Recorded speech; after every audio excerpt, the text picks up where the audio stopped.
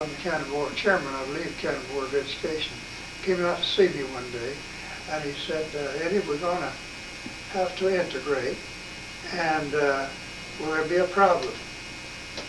And I said, no, I don't think so. I said, the kids all around here play together out here on the court every afternoon after school. They come in from their school, and the kids from Fire Plains play on this court every afternoon together. And so I mentioned it to Miss Jones, one of the primary grade teachers the next day, who lived in Fair Plains.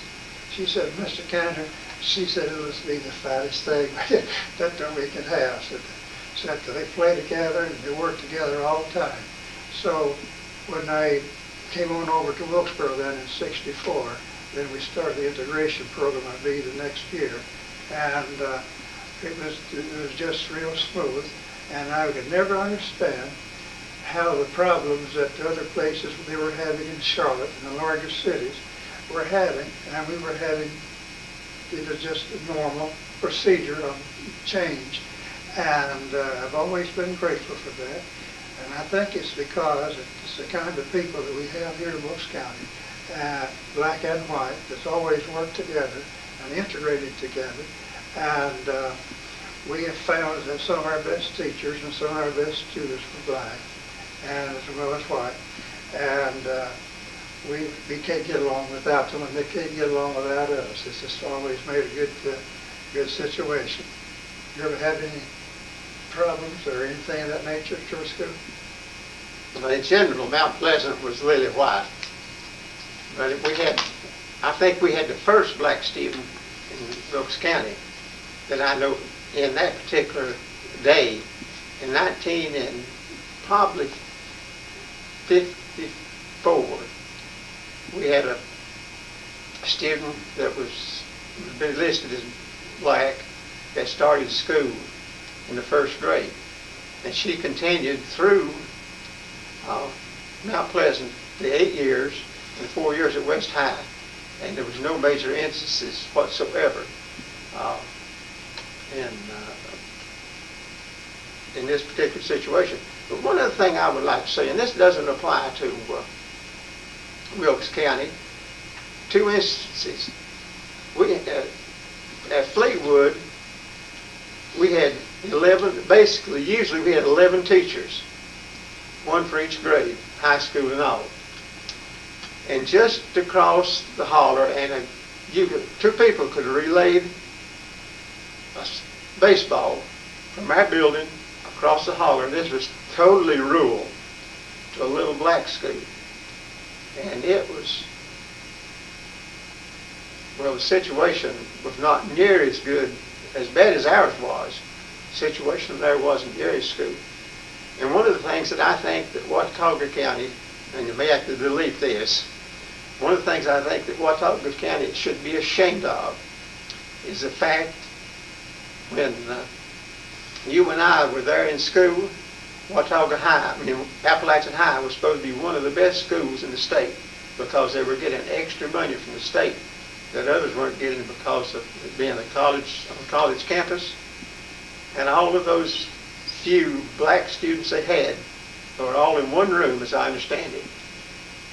And if they wanted to get a better education, they had to come to North Wilkesboro, board with someone, and go to Lincoln Heights. That is just, really, in my opinion, that was disgraceful. Well, I would like to ask you, do you remember your first salary check? The first check I received for teaching school was $240. The first year that I filed my income taxes for teaching school, I made $2,400. I came home from the Army as a sergeant, and the year that I filed taxes, the last year I filed taxes was for $2,400. Of course, now I was getting $45 for being shot at, which was a little extra that I would not have been getting if I had been here in the States. So at that particular time, military pay and school teacher pay was very close. Now I don't know how it is today. But That was my first check. Now yours was probably less than that. Yes, my first check was $160 a month, and that was $8 a day, I believe. And I was called for jury duty for a week, and I had to pay for my own substitute teacher, and I had to pay them, I believe, $8 a day. Well, at the end of the week, I got paid for my jury duty service. It was either $3 or $4 a day. So I didn't make any money. Cost you to serve, didn't it? It cost me to serve. I just remember that as an experience. Well, at least the salaries today are much better, and people can live on that. And hopefully our retirement system is going to continue to hold out that folks who do retire can manage to make a living, and because that's one of the things that teachers who have never made a whole lot of money can continue on living decently. Let me ask you a question. Do you remember what was the longest number of days that you ever had to go between paychecks during the school year? I remember that, yes, that if we had to work 20 days before you get paid. So if you had some snow days in between Thanksgiving and Christmas, that meant that you wouldn't get paid sometime way in January. And I remember some of those things. It made your Christmas pie, purchasing a little bit a week. Well, in 1964, I believe it's 1960, we were behind 20 days when spring came. So we were behind 1 month in pay, and I was borrowing from everybody I could get to keep up with our car payment. Money was hard to come by. There's a whole lot of like, see, I grew up in the Great Depression, and you did too, I suppose, probably at the tail end of it. And of course, everybody was so poor, they didn't know anybody else. They thought they were living good anyway, as long as they could have some cornbread and beans and potatoes. And but I think that experience background was probably helped us to get started, understanding that you didn't have to have a whole lot of money, but you had to do without a whole lot. Well, what's some of your best experiences, best memories you have in teaching school? Any particular year? Well, I always enjoyed working in school. I always liked people, and I enjoyed the high school people very much. But I also enjoyed coming down to the elementary school. Dave Thurman was down at East High, and I came from North High to Fairglade, and had a meeting over at the hotel one night. He said, what do you like best about being an elementary principal? I said, Dave, I get to pat heads all day long. But I think you have to enjoy people to be a teacher, and willing to make a lot of sacrifices in time. But it takes your 8 hours at school or 10 hours, whatever you put in, is just part of your day's work. And as your weekends are not always yours, and that you work and you plan and you organize and you think and you worry about certain things and certain people that you need to help. And that's a good thing. That's what keeps you motivated. Robert, I don't have anything else to ask you. It's been a real pleasure talking to you. Maybe we can get together again and have lunch and do some more.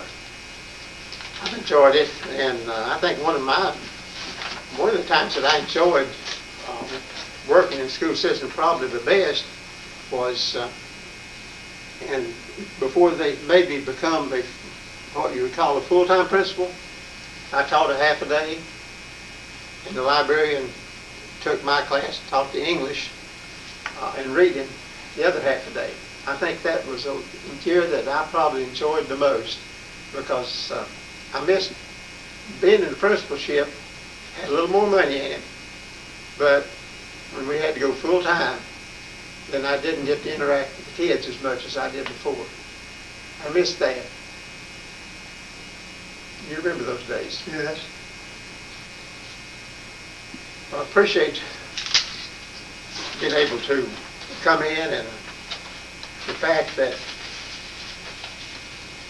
my parents, although they were uneducated from today's standpoint, were interested enough in my family that 3 out of 4 of us finished college, and 2 of us have a master's degree.